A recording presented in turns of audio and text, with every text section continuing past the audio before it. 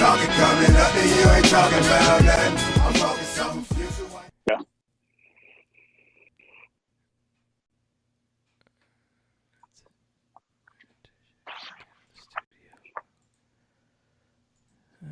And there it is, back again. Any podcast. I am your host, Obi. He is Daniel Underbrink. We are on Inner Circle. You can go check that shit. We are trying this shit again. A little technical difficulties, but it's all good, baby. We're going to talk some hunting. Mr. Daniel just scored a 10-point on his trip. That's what we were talking about. I'm excited. You took your kid out. Like I just said, I vicariously hunt. I've gone out one time. I want to get out more. I was going to try to just be a bow hunter, but I know I don't have the time to actually put into getting good. And I don't want to fuck shit up. So I don't want to ruin some animal's life just because I I shot poorly for not being disciplined enough to train. But no, I definitely. Yeah, you got to put in the work. Yeah, but I definitely. I mean, I've go shooting more than I've ever used my bow. So I think that's one thing that I do want to do. But I do want to get back out there. Now, were you guys in the blind or are you in the stand? Where I'm at, we don't have trees where I hunt a lot. It's in South Texas, brush country. So your trees are, not even 20 feet tall. Yeah. And it's just big brush, nothing really of size. I mean, it's just real thick, thorny cactus, mesquite. And so you can see a long ways, but you got to cut senderos and different things if you're dealing with private property, or natural clearings, natural animal walkways. That's what you're setting up on. And you're just sitting there all day sits and just watching animals. It's kind of like we don't have mountains like in the West. So you kind of get high on a deer blind and you're sitting there just glassing all day looking for what it is. So a lot of times you see things way far out of reach, when you're going. And I do a lot of steel hunting, which is kind of just walking, creeping real close and just looking for sign and hoping you're going to see something before it sees you. A lot of spot and stalk with bows down there. When I bow hunt, it's more spot and stalk than it is anything else. I don't personally want to sit in a tree. Right. I don't like a deer stand like that.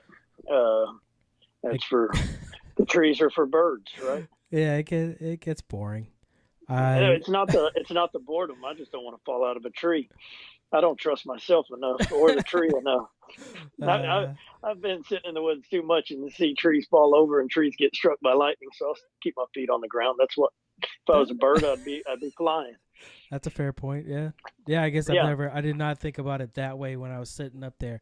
I mean, you're, harnessed in, you're strapped in, but it's like, all right, another 4 more hours to go. I'll sit here. Yeah, I'm a patient guy. I could sit. I mean, I sat for 2 days in a deer stand. I mean, I'd go sleep in a crate and come back and go sit. I mean, that's what you just got to put the time in. Yeah. Like we were talking about earlier, every time, every buck, every hunt, every picture, there's a lot of doing nothing, or a lot of miles walked or whatever it is. And you got to enjoy the other aspects of it than just more of the end result. The end result is kind of all your hard work put together. Right. But I don't look at I pick a deer every year. I look and try to find a deer and I hunt that deer, whether it's on public, you're out there. It's more of an opportunity thing, but on my private land, we put in the work differently than say public land. They all have their pros and cons to them. They all have their hardships. They all have their work. It just looks different, but I got lucky on this one. We got them patterned pretty good. We got him before the rut kicked in where he changed patterns. I came out, I planned 4 days to hunt this last time for this one deer. And everything worked out properly where, last minute I changed where I was going to sit. I sat there. It came out from underneath me. I had to wait. To shoot him because he was too close. So he came out within 10 yards. I couldn't get the angle on him. He was out in the tree right in front of me. He walked out. I waited till he got about 75 yards and one shot, and he fell where he stood. Nice. That's what you're looking for. You don't want him to run off or anything. So it was a perfect hunt, and all the hard work before that paid off. Watching cameras, trying to figure out when he's coming, what's the wind going to do, what weekend's going to be right. And I guess there's a lot more into it than I would have thought, as far as marking that specific one that you want versus just going out to get something. Yeah, I mean, the weekend before, or 2 weeks before, when I was out there, we had one day. There was 18 deer, 18 different deer that I saw. Right, at any one of those, I could have shot any of those, but that's not what I was after. That's not the goal. The goal is to find a very old, mature deer, that's run its life, that's spread its genes, and go from there. Yeah. And I think that for me, that's what I like to do. Others, are going for one thing. It might be that they want a young deer for meat, for a certain cuts, whatever it is. Everybody has their own way of hunting, and that's the important thing, is doing your hunt and going out there and doing your adventure and just being able to spend that time out there. Everybody needs it. Yeah, no, I agree. A couple friends of mine went and found an old cave, I believe last year, up in like northern New Hampshire, that it used to be an old copper and gold mine or something. So this year they planned out a weekend. It was like an 8-story drop that they rappelled down and had to ascend back up, and they went down, took pictures. Like it was crazy, but watching it, you're like, damn, man, I wish I was there doing that. Same thing, like when I look at your pictures that you're posting, like, fuck, dude, how awesome would that be to just go through some river? I mean, you went through Devil's River, the Pecos and all that. Like that sounds like a great time to just go out in it and experience nature. Yeah, and a lot of things that I do is I plan far in advance, right? I'm already talking about something I'm going to do next September. I'm planning that now. It takes a lot of time, and a lot of the fun is planning. A lot of the fun is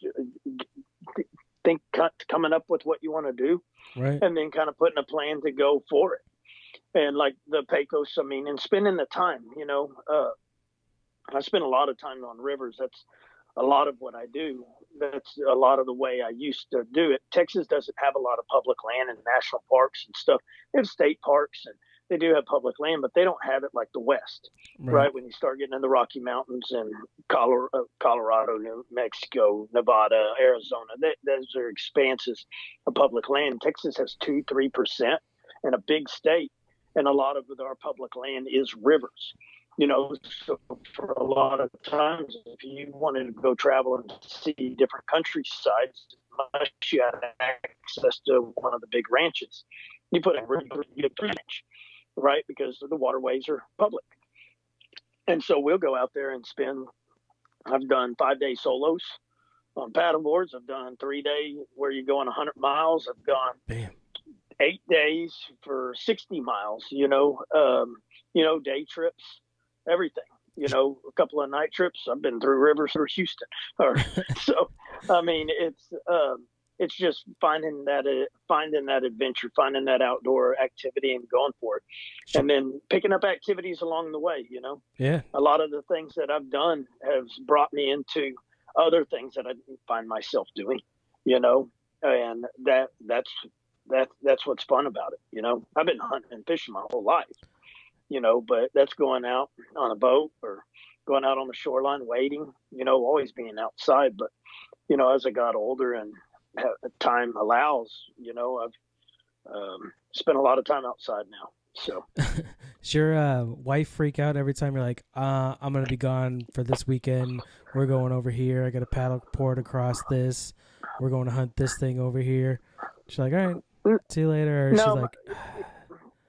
No, my wife's awesome. It's hard I got a 2-year-old and a 6-year-old at home, And so it's very difficult. You got to plan. Can't just, I mean, I don't just, I'm gone this weekend. I'm not that type of individual. Right. Everything is planned out and executed and making sure that she's taken care of.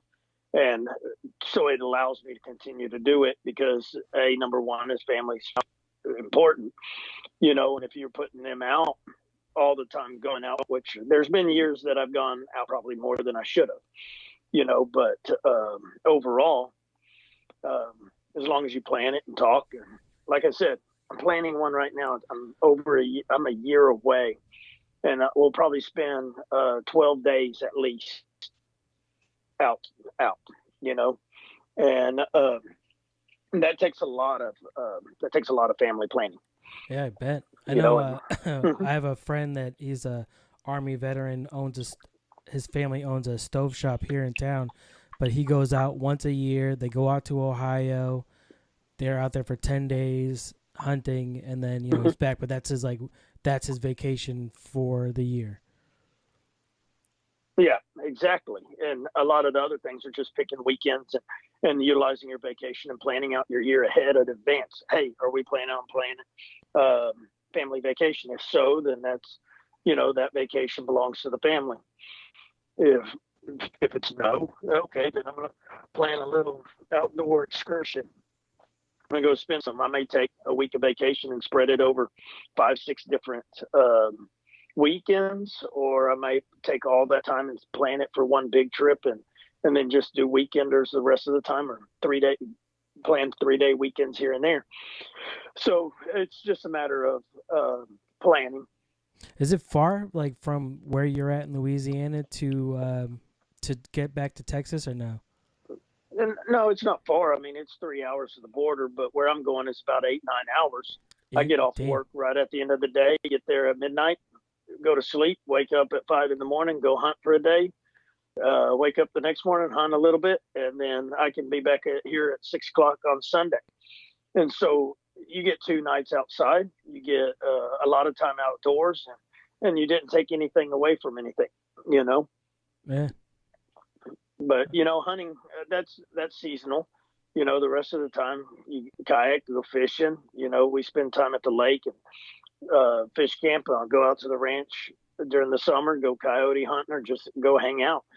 I mean, if we go on a family vacation, a lot of times it's something for the whole family, and outdoors is typically kind of one of the things on the list. Can we be outside, and can we be at a resort? Can we split it up? Me and my wife went a while back, and we spent 3 days backpacking, got out, got a cabin the last day, and went to dinner and had a nice evening at the end. Got to clean up and still enjoy a little bit of something else. So just splitting that time and looking at it differently has been fun. So I got 10%.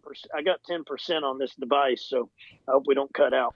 If I have to, you can talk here in a minute, and I can probably listen and go grab another one. But you're going to hear kids outside my room. This is my room here. Oh, dude. I keep all my backpacks and you got everything, all my gear. Organized as shit too. That's what's up. Deer bows, yeah. I got a little bit of. This is my closet. It's literally a big closet in the garage. Man, at least you get something, right? Most men don't get shit. Like I have this, the studio that I'm in now, right? The office that now I split with her when she works from home. But even, I wasn't say before that, but even still now, it's like, oh, that's your man cave. This is where you get to keep all your toys. If you want to go grab a cord, I'm sure I can do my ad read now. I might be able to hear you if I leave on the Bluetooth, but I don't know. We'll have to see. If not, I can run and jump in the truck and put it on the charger there. So we'll wait till it gets to 5. We'll keep talking though. Yeah. Where did your love of the outdoors come from? Was that always man, dad took you out? I don't think I remember not being outside, to be honest with you. I mean, I grew up in town when I was young. My dad's a veterinarian. And so I got to go out on the ranches and stuff as a little boy and tag along with them and be out there working cattle. And being around livestock, showing animals. And when I guess probably right around junior high, we moved out to the country. And from that point on, every day was drop the bag and run outside and wait for the dinner bell. Literally, we had a dinner bell, and that's what told me it was time for me to come in. And I'd spend every day, no matter if it was hot or cold or whatever. When I was young, I would pretend like I was camping. By the time it got dark and I was by myself, I'd run inside and sleep in my bed when I was young. But, we've always been hunting. I shot my first deer when I was 2. I'm not 2, in second grade. And then I shot almost a deer every year since, except for like here and there in college and stuff, and lots of hogs and nilgai and different animals. So I'm now kind of expanding my horizon and doing more of the Western style hunting and public land hunting, just to make it a little more challenging. I went bear hunting this year. Oh shit! I'm not a bear hunter. Got on track, followed bears around, but could never get in front of them. Spent 3 days backpacking for them. Wow! And had opportunity at deer, had deer tags in my pocket, but I was hunting a bear. So just because the opportunity's there doesn't mean right. That's not your goal. So I'm pretty goal oriented, and so that's what I do. No, I like to. Good. You're good. I think that's one of the reasons why I first started thinking about hunting. I worked at a company that my old supervisor, he started bow hunting, and I just kind of no, that's not, I don't want to do that, whatever. And then as I started listening to different podcasts about it, it's like, fuck, all right, you know what? I kind of want to try that, for the food resource, and just it's, better living than what the meat that you get at the store. But then also to teach my son and daughter, to pass it down. You might need this someday to survive. It's good to be outside. I enjoyed when we do outdoor stuff, camping, hiking, kayaking, all that. But as far as the hunting stuff, that's a survival skill that you need. Life. my wife likes to call my bow hunting is just go bow hiking. Yeah. Right, I carry my bow in the woods and I hike. And I was like, yeah, that's pretty much what hunting is for if you do some of the styles I ain't doing. But, a lot of times they don't see what people don't see is putting another activity, looking at the land differently, looking at where you're walking is totally different than just walking and looking at a tree or looking at a rock or looking at a landscape. When you start walking through whatever land it is, whether it's you're starting to look for, you see animals, you see pictures of what I post. It's not about the dead animal. Right. It's not, I like to post, I like to eat the animals. That's what I'm doing, but it's learning the animals in a different way. It's being out there and seeing rattlesnakes and blue indigos and horny-toed lizards and chasing tarantulas and having, and just understanding what's there besides, being blinded and seeing just deer or just a hiking trail or just your feet in front of you, because all of that can, I do all sorts of stuff. There's always a goal when I go outdoors. It's not whether it's a destination, a distance, a particular landscape or a feature, or going fishing, for a certain type of fish, or going hunting for a certain animal. There's always a goal besides being outside. Outside is really if you want to be outside, you can go sit in a lawn chair, But if you want to go outside, you want to go outside differently, learning about the plants and animals and just that atmosphere. That's what I like to do. Yeah. Read about an animal and see if you can go find it. That's what I do. Literally. Smart. I'm sure you've learned a lot of shit along the way. I would hope, but I don't know. I might just be full of shit. No, that's fucking awesome, dude. What was one of the things I read? That you were the first person to paddleboard across the Devil's River. You were spotlighted by Devil's River Whiskey. Is that what it? No, I'm not sponsored by them. They do support me. Yeah. Spotlighted, yes, yeah. spotlighted. Yep, for one of their deals, I've got a good relationship with them. They got to make a good whiskey too. You got to try it if you ever find it. But I did that on my own. That was for me, So I took my paddleboard, I jumped in on the top of the river and went down to the bottom of the river by myself over 5 days, and it was fun. Solo trips are a little different, than having a group of people. You gotta change your pace. You gotta look cautiously. There's safety in numbers, and with the more people are around, the stupider you can be. That's a true statement. Yeah. I was out there and I was running. There's a lot of cane shoots, kind of like if you think about Africa. In a way, you have that real tall grass that lines those rivers, and you always you see people walking through that big grass that's over their head, right? Mm-hmm. So it has a lot of this river cane. It looks like kind of a cross. It's kind of bamboo-y, and the river kind of chokes the river. It's kind of invasive, but the river, when it gets up, the new channels will go through that, and you have these little chutes. They may be 3 feet wide. They may be kayak wide, 2 feet wide. Well, a new one opened up, and I've been down this river a lot, and a new one rode up, and I could see, this is great straight shot. I'm by myself on a paddleboard. So I shoot through. This has got plenty of water. I shoot through it, and it opened up a channel, and there was like an old ATV, like little bridge from one rock to the next that caught my board underneath it, spun the board, got my leg is pinned against it. I'm stuck there by myself. Nobody can even see me if anybody was around. Jesus. Took me a little bit. I know how to unpin things and do the right thing. So I got myself unpinned, jumped on the board, floated out, and luckily it goes in. It's like a pull and drop. So it's like a big long lake, and then there's a little rapids. Big long lake, a little bit of rapids, like every quarter mile, up to a mile long, And I just laid there and I was like, maybe I should be smarter. Maybe you got to slow down. I was there I camped out there. I got there at night. It dropped me off in the middle of, like, late at night. Got there, set up camp. Woke up the next morning.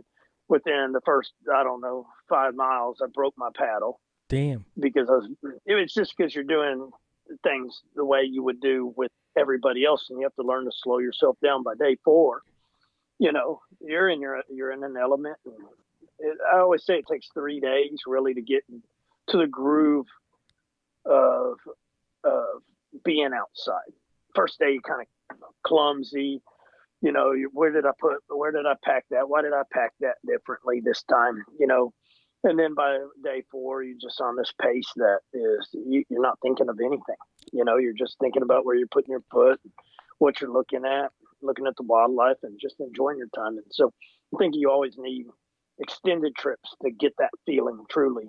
And the solo trips, you just got to, hopefully some people have it and some people don't. I don't know if I truly have it, but I've done 5 days and I spent a lot of time by myself outside. So it must be a lot of reflecting. I don't even know if I don't know, you hope just to have a clear mind. Yeah. And just be focused on what you're doing and enjoying that. Like I said, by that day 3 or whatever, like all that other bullshit is out of your brain. So your body's moving on its own to what you need to do. So it gives you that time to think about, all right, I got to go here and do this. I'm going over here to look at this thing, this plant. Yeah. You got to do what you want to do when you want to do it. When you're by yourself. Yeah. Going with a group is great because you get to share the experience. You share the hardship or share the fun, right? But there's a dynamic of a group, and you have to make sure you choose the right people too to go with you, because that's very important as well. Because when the situation arises or somebody's not having a good time, how do you deal with that? And there's a lot of lessons learned there as well. Yeah, I go on a camping trip with a couple guys. A couple of them are veterans, and it's always like mid to late October up in New Hampshire. So it's, winter, it's late fall, mid fall, where it's starting to get very 30s at night, maybe 20s. Yeah. But That's not bad. the first year we kayak out. The lake gets a lot of wind off the west, so you're fighting against the water. We make it in. First night, dude gets cracked in the head by a pole trying to put a tarp over the fire pit so we could build a fire. And this is a very minimalist camping with these guys. A couple of them are veterans. It's like, how little stuff can we bring and compact can we make it, and still have like a bomb time, good food spread, and have a blast. But yeah, Right. first year, dude cracks his head open. They got, emergency out there that they met back, almost drowned. We didn't have any life jackets. It was very stupid. Right. And we've definitely evolved beyond that. But those are the same group of guys that went in that cave. Like, I'm down to do those harder things to test somewhat. But yeah, being in a group, if a lot of them weren't veterans or knew what the fuck was going on, I don't think I would have, because I've never seen that shit. And the other camping trips, I don't usually bring my cell phone. So I was like, you just tell me what to do and I'll go do it, but I don't know what's going on here. Do we just suck it up? And that's the best part. Those are honestly the trips you remember. There's plenty of trips I don't even remember because everything went perfect.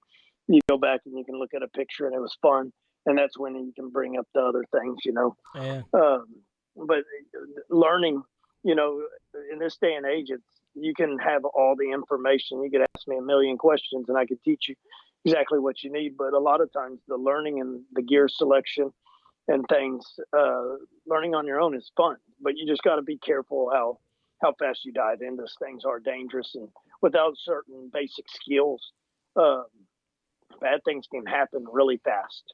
And when bad things happen, are you prepared to deal with it? And, are you prepared to deal with it? Are you prepared to help your buddy or help yourself or get out? A lot of times I've been more times without a sat phone, but now with technology, you can bring those and have some reassurance and insurance, but there was a time I was on a river. We were doing 110 miles on a paddleboard. Holy crap. Over a weekend, and day one, it flooded.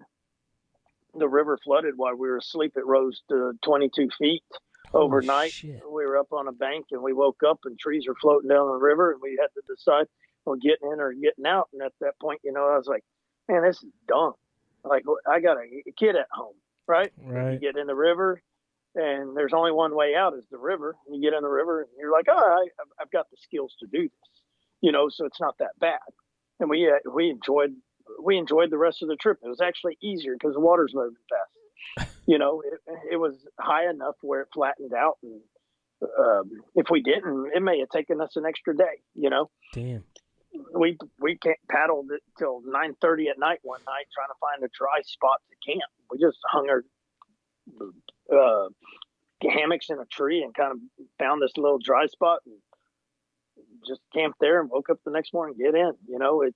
It's fun. We had on that same trip we ran out of mosquito spray and the mosquitoes were horrible. One of the guys looked like he came back from Naked and Afraid. He had more mosquito bites than I've ever seen on a human being. Then we were out there in the middle of open water we came out the mouth of the river and we were crossing open water. We had probably 4 or 5, maybe 6 mile paddle to where we were going to go. The winds changed. They were going 25 miles an hour. We had an open water paddle in the bay, and one of the guys caught their paddle inflatables on an oyster reef and deflated right there in the middle of the water. We had to pull all his stuff up. He got on one board. I grabbed the gear and we paddled the rest of the way out, Yeah. You just have to be prepared. You have to be paying attention. And if you do those things, then, you have a great time, but still things go wrong.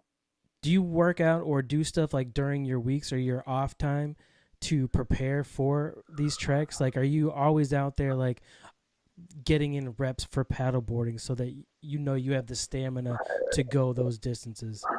The only thing I probably do religiously is I put miles on my feet and I do routine weight exercises. I go to the gym on a typical week 3 to 4 times a week on If I'm lucky, I might get a 5th day in there. Nice. And then the rest of the time, I'm just doing what everybody else does in the society, But my workouts are sometimes 2 hours long. There you go. Where you're putting in, lots of miles. As it leads up to a mountain trip, I'll do lots of stadiums, weighted packs, a lot longer mile days, a lot more leg exercises.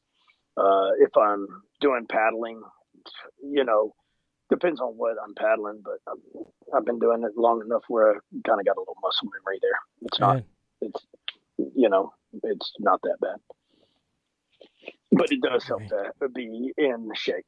Yeah. It makes it more enjoyable. It's not that you can't do it. It's just that it makes it more enjoyable. Yeah, you're not dying at the end of a fucking hike every time. Yeah, that can be, I mean, it's nice to know that you can go 30 miles in a day if you want. It's nice to know that if you need to get out somewhere, you can. I was in a lightning storm last year, and a tree got struck by lightning. It was a bad lightning storm. Holy shit. Oh, and I'm guessing the phone died. I wonder how far back I am. Well, I will take this time right here to let you know. Oh, so fast. And that's me. And no. All right. Well, I didn't miss. I don't think I missed the call. I will take this time right now to tell you to go to innercirclepn.com. Check out all the dope ass shows, the Simmons and More, #NoOffense show. You got Chris and the Duchess. You had Adam and Bobby on Sam PC.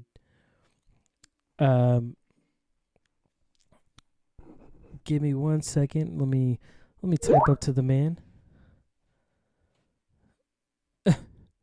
Call. He just talked like Yoda. Call back, I am. All right. I'm gonna call back. I love this shit. It's hilarious. I can't. And I hear you. We're gonna have to go. I think we're okay for a little bit. All right. You still good? Yeah, your headphones connected? I'm getting no. feedback. Sorry. Nope, I got you. I'll have them connected in seconds. Yeah, do that while you dad. I'm going to tell everybody to go to innercirclepn.com. Check out all the dope ass shows. Bobby and Adam on the Simmons and More podcast. You got Chris and the Duchess on the #NoOffense show. You got Jason and Christina on Shit Happens When You Party Naked. Riley Hunter and the whole crew on The Plunge. Kaz DJ Century on The Hood Diner, and Mikey Fuckboy Freddy and the One Arm Ninja on Failing Hollywood. Go to innercirclepn.com. Check out all them dope shows. Now back to my show. It's been technical difficulties all night. We're back. We're good. We're live. Shit happens. How much time do you have? I don't want to hold you up for forever. We're probably going to have to cut it short here pretty quick. So all right. We had a lot of technical. We got to get the kids in bed at some point. We will have to do this again. That's cool, man. Anytime. This has been a lot of fun for me. I enjoy the conversation. Like I said, I've been looking forward to this one for a while. I've been watching the picture and it's like, damn, man, how fucking cool would it be? And actually, like, when you, like, said happy birthday, that almost, like, tripped me out. I was like, oh, man, no shit. Like, I don't even know he knew who I was. All right, I'm a fucking... anytime, man. I'm happy if I can get one person outside besides behind these things that we're talking on right now. We're good. Oh, hell yeah. No, I do enjoy going out hiking with the family, taking them out. The hunting I want to get more into just for because it is a skill that I think you do need to know. It's in our DNA. Yeah, you know what I mean? Like that's it's been a part of life since it began. So figure it out. The best way to do it is grab a gun, grab a hunting license, and find some public land and just go. So you're going to sit more days without seeing anything, and everybody, that's not a bad thing. The more you sit, the more you get. Sometimes, it's just about spending time. All of it's about just spending time out there, and it gets easier. Hell yeah. So let's get this going. You got any other questions for me? I can tell you stories for days, so we may have to do a two-parter. But yeah, no, we're definitely gonna do this again, with no technical difficulties next time. Praying. Yeah, if we do it later, if we do it after a certain time, I can get on my other computer. So hell yeah, no, that works for me too. I can go later. We can dive into headlines. They are brought to you by Official Clothing. Go to ohfishl.com. Use code ANYPOD. Save yourself 25% and get some nice clothes like this Vibe shirt. We're going to be making some new shit. First headline I got, a dentist who rode a hoverboard during an operation is on trial and faces 43 charges. So a video came out of a dentist doing a tooth extraction while riding one of them little hoverboard things. That's illegal? Yes. So when the video went viral, people started to look into him. He got charges for fraud and what was the other thing? Frauding Medicaid and medical assistance. So because of that stupid video, he got in trouble for stealing, basically. That's what happens. Don't do dumb things. Hell yeah. Especially if you're doing illegal things. Right? Keep that shit low key. Yeah, that's when you get off the video. Carol Spinney, who was the puppeteer for Big Bird for over 50 years, passed away. It's pretty sad. Just part of my childhood. So the bird's gone? I'm sure they just have somebody else. They have understudies and all that shit. It was the same thing that happened. Like Elmo is still around, even though what's his name got let go for the allegations that were against him. I didn't even know anything about it. Right, well. I was never a Sesame Street fan. That's a fair point. There are North Pole explorers. They completed an epic trek. Yep. Mike Horn, fucking pop up. Come on. Mike Horn and Bjorg Ausland. They completed their epic trek of 1,800 kilometers across a treacherous ice drift as it was like closing up. That's crazy shit. Would you do that? Oh, yeah, for sure. If I could have the time and the money to do it. It's an expensive journey, but I would definitely do it. It must be fun. So cold, though. I'm sure. It's ice. Yeah. Not much else to see. I mean, it would be a brutal thing, but it'd be fun. A woman threatened to divorce her husband after he covered their kitchen in Christmas wrapping paper. That's dumb. That's like, I think it's funny, though. I'd like to do that. Give me some good Christmas ideas. Better have a new kitchen underneath it, though. A 5-year-old in Alaska carried a toddler a half mile in temperatures 31 degrees below zero. Below zero? Yes. Why were they walking outside? Just took hose? A 5-year-old child was left alone with a toddler sibling in Alaska, became afraid when the power went out, and carried the 18-month-old a half a mile to the neighbor's house in temperatures 31 degrees below zero. And they got in trouble? Not in trouble, but it's only known because they, called the state police. They were scared. I would imagine that their parents got in trouble, but it doesn't. They're under investigation. They're in Alaska. Everything's cold up there. Eskimos lived there before people did. Oh, wait, they're people. Never mind. I didn't mean it that way, but I'm saying that before modern people. They've been living up there forever. Been carrying babies out there forever.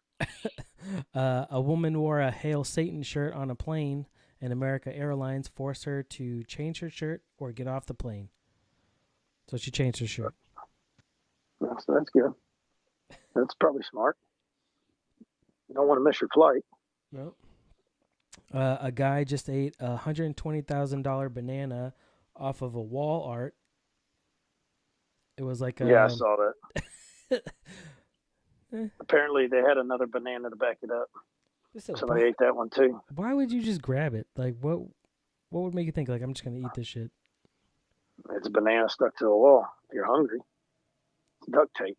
Yeah. Like, anybody using that banana? I'll take it. Russia was banned from Tokyo Olympics and the world of football for all Did you their see that doping. Icarus documentary? Yes. Yeah. That was It's pretty fascinating. tight. Yeah. Yeah. It doesn't surprise me. That movie was there. Yeah, no. Well, they banned them from the Olympics, kind of. They had them, like, you couldn't claim the country, but you can still have people from Russia there. They just can't say it's for Russia. I think they wore, like, the Olympic colors. Oh, okay. It was like white with just like the rings on it or whatever. Like they represented the Olympics, but they were from Russia. Yeah. A Filipino man decapitates woman and eats her brain with rice. Not very delicious, in my opinion. It's No. kind of. I wouldn't go that route. What is the worst thing that you've eaten, like, out on the tundra, or not tundra, but out in the field? Like, what is one thing that you've gotten where you're like, all right, I shouldn't have eaten that? Like what I shouldn't eat? Yeah. I don't know. I'm not really a person. I've eaten a live fish. Live fish? That was kind of gross. Yeah, it was live. It jumped in my kayak and I ate it. Jesus. Or I actually jumped in my buddy's kayak and I ate it. A Michigan hunter sprayed brother's stand with deer repellent. Yeah, I saw that the other day. That's pretty funny. He's in trouble, though. You can't harass hunters. You can't harass sportsmen. And I guess he was calling that harassment. You know, I'm sure it might have been a practical joke, but people take deer hunting seriously. But and you shouldn't. That's wrong. It's your brother. But it is your brother. That's what I'm saying. I was watching a thread on that exact topic the other day, and everybody was like, oh, you know, a lot of people found it funny to an extent, you know, but it's still, it's against the law to harass hunters. It's a law in almost every state. If you're hunting and somebody's trying to scare your game away or do something, that is against the law. You can't harass people's hunting. And they protect sportsmen that way. It's a good thing. I mean, they should. Yeah, but it's still your brother. Right. That's so funny. You shouldn't get your brother in trouble. I could imagine doing it to my brother, like just to fuck with him. Oh, yeah, I got friends that I'd love to do that for, but they'd probably turn me in too. Police arrest a man found with sheets of fake McDonald's coffee stickers. So he had a bunch of like cutout things like that you would peel off of their cups that say you win a free coffee or whatever. So he had a bunch of fake ones that he got caught with. That sucks. Yeah. And free coffee's done. But that's it. I don't want to hold you up too long. Technical difficulties aside, like I said, we should definitely do this shit again. Absolutely, man. Anytime. Hell yeah, dude. It was a pleasure. It was fun. Yep, absolutely. Tell everybody where they can find you. You can find me on Instagram at Adventure on Outdoors. It's adventure _on _outdoors. Find me on Facebook, Daniel Underbrink, or you can find me also on Instagram under Daniel Underbrink. And you can go to my website at adventureonoutdoors.com. I need to get back on there and do some more, but there you can hear some of my stories on podcasts there. And every once in a while I do one and just kind of, it's a fun trip. So I bet, dude. I mean, I would think there would be those nights where you're out there and you're just, oh, this is what I saw today and this is what we did. And who would have thought that, you know, because you are going to see some shit that nobody else will see unless they are out there experiencing stuff. I had a friend that did 30-day like RV trek out to Utah, and then back. He was out there for the eclipse that happened a couple of years ago, but they were, you know, going through Moab and just hiking through where you'd take those off branches by yourself and they experience things that you're not going to get. That's right. Especially that's looking the at point a screen. of it all. Hell yeah. It's your adventure, no matter if somebody's been there before or after. Every time it's different. Yeah, But dude, I appreciate you coming out. We are definitely gonna do this shit again. Like as soon as we get off, I'm probably gonna line up another date. Sounds good, man. Hell yeah, but it's been fun. Absolutely. Enjoyed it. Go take care of the kids, put them all to bed, and we will That's see. where I'm heading next. Hell yeah. If I don't reply, it's because I got murdered because I was in here too long. Shit. You know where we're at. Any pod will do. Instagram, Twitter, and on YouTube Live. You know who it is.